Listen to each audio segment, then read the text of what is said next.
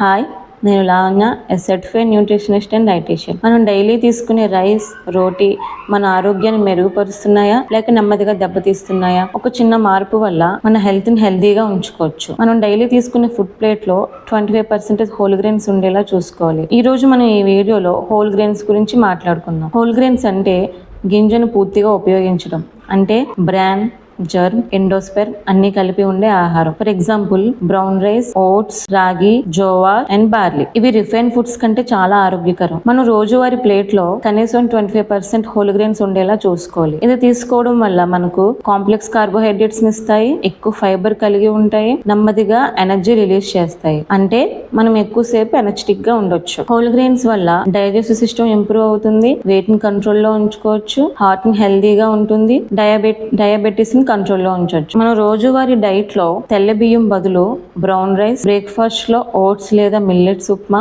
రాగి సంగటి లేదా జొన్న రొట్టె, గోధుమ రొట్టెలు ఇలా తీసుకోవడం వల్ల మనం హెల్దీగా ఉండొచ్చు. ఇలాంటి చిన్న మార్పులు చేసుకోవడం వల్ల మనం పెద్ద ఫలితాలు పొందవచ్చు. మన ప్లేట్ లో 50% vegetables and fruits, 25% whole grains, 25% protein ఉండేలా చూసుకుంటే ఇది బ్యాలెన్స్డ్ డైట్ కి బేసిక్ ఫార్ములా. మన ఆరోగ్యం మన చేతుల్లోనే ఉంది. రిఫైన్ ఫుడ్స్ తగ్గించి హోల్ గ్రెయిన్స్ పెంచితే మన జీవితం ఆరోగ్యంగా మారుతుంది. ఇప్పటి నుంచి మనం తీసుకునే ఫుడ్ ప్లేట్ లో 25% హోల్ గ్రెయిన్స్ ఉండేలా చూసుకుందాం. మీకు ఈ వీడియో నచ్చితే లైక్ చేయండి. ఇలాంటి హెల్తీ టిప్స్ కోసం మా ఛానల్ ని సబ్స్క్రైబ్ చేసుకోండి.